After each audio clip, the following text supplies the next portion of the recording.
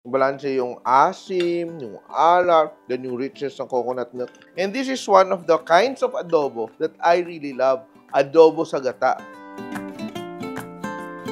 And it is basically the same ingredients. Ang difference lang is it is enriched with coconut milk. Coconut cream or coconut milk para iba yung linamnam niya. So very easy to do. Simulan lang natin yung ating pagluluto ng ating adobo. So, meron tayong bawang. Always, you have bawang. No? So, even before it's very hot, sisimulan ko na yung aking paggisa. Gisa, gisa, gisa.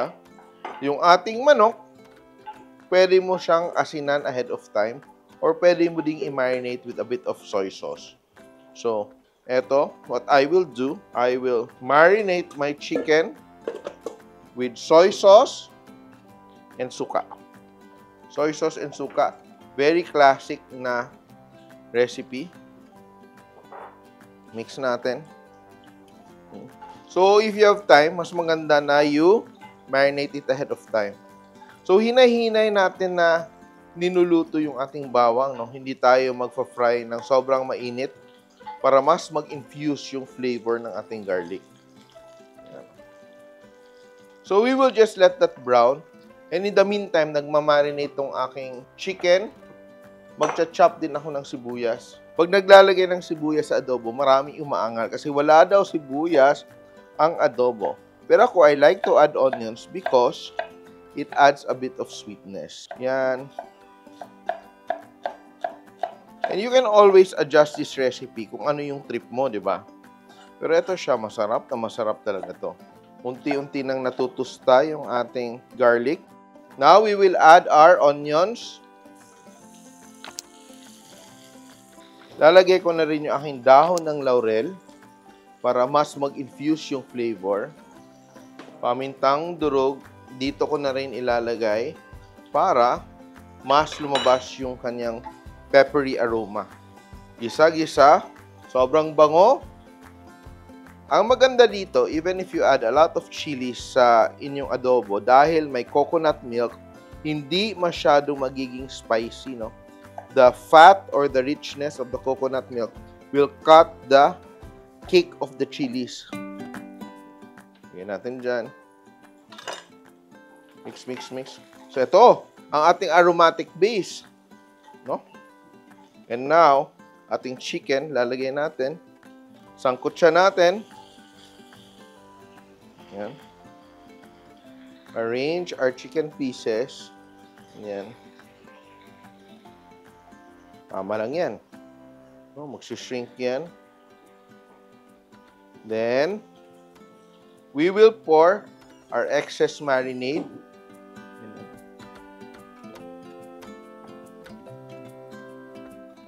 And, tatakpan ko siya. Yan. So, eto, papakuluin natin yung ating chicken, ating adobo, ng ilang minuto, mga 8 to 10 minutes before adding our coconut cream. Eto siya. Nung post natin ng Adobong Bisaya, maraming nagko-comment, bakit daw walang toyo? Yung paglagay ng toyo sa adobo only became popular after the 1950s. Kasi dati wala pang mga factory at gumagawa at nagbebenta ng toyo. So dati, ang pangpakulay, either atsuete or turmeric or wala at all. Kaya uso yung adobong puti. So, eto, ang ating nakilalang adobo of today, which is flavored with soy sauce, modern na yan. And when you speak of adobo, pero ang ating adobo, pag sinasabi mong adobo, very important, suka. May nagko-comment na, oh, sa amin kalamansi. Hindi kalamansi. Ang adobo is a vinegar-based stew. Ito, konting luto, wala na tayong halo-halo dito. Pero all the flavors, kasi nagisa natin yung ating aromatics, masarap to. And prepare the rice. Ito, sauce pa lang, ulam na. Silip-silip, di pa. So wala tayong hinalong tubig, no? It's just the juices from the chicken, soy sauce, and a little bit of vinegar. Pantay yung dami. And ang bibigay ng linamnam at ating flavor will be our coconut cream. So wait lang tayo, and may extra pa tayong sili ilalagay later. Ang bango na, oh. Mix natin yung ating adobo. Once, maraming nagsasabi kasi na huwag mong haluin yung adobo kasi mahilaw yung suka. Actually, yung suka na nabibili natin, pasteurized na siya. So, hindi na siya mahihilaw dahil luto na siya. No? So, we're just mixing our adobo. Tingnan mo. Ganda, ganda. Masarap ito. Yan. Let that cook. Let that simmer. All the flavors will come together. Maya-maya, magmamantika yan. Pero ito, mas magmamantika pa itong adobo natin dahil lalagyan natin ng gata. Coconut cream to ha. Kakang gata. Just add it there.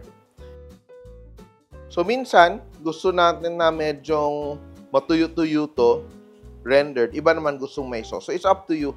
Pero ito, lalagyan natin yung ating siling pangsigang. Dalawa. Hindi ko i-break ha. Lalagay ko lang siya dyan. And I will let this simmer. And habang inaantay nating maluto tong ating adobo sa gata, don't forget to subscribe to the Simple.ph YouTube channel. Follow na rin kayo sa Facebook. And, of course, comment kayo kung anong paborito nyong adobo. Maraming version ng adobo. Pero ito, these are one of the lesser cooked adobo recipes sa ating mga bahay. So, usual kasi natin, yung may toyo lang, simple lang. Pero ito siya, a little bit more enriched and very special. Para dumami ng konti, pwede mo lagyan ng patatas, pwede mo lagyan ng fried tofu, pwede mo lagyan ng hard-boiled egg para dumami yung ulam natin. For this one, I promise you, you will really love this recipe. Kakain na tayo guys kasi luto na yung ating adobo sa gata. And this is adobo with coconut milk. Ito masarap to pag marami kang sili. Mas maanghang, mas masarap. Dahil yung coconut milk will counter the spiciness. Kaya masarap siya. And kukuha na ako. Look at the sauce. Oh. Very saucy. Yan o. Yan o. If you haven't tried it this way, it's the sign you should try it.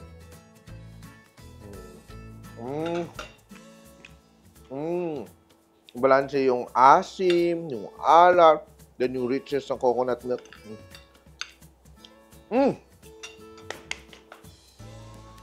Hindi na ako titikim, kakain na talaga ako, kaya ito na ang ating finished product. Naluto na natin ang ating adobo sa gata or adobo with coconut milk. Simple!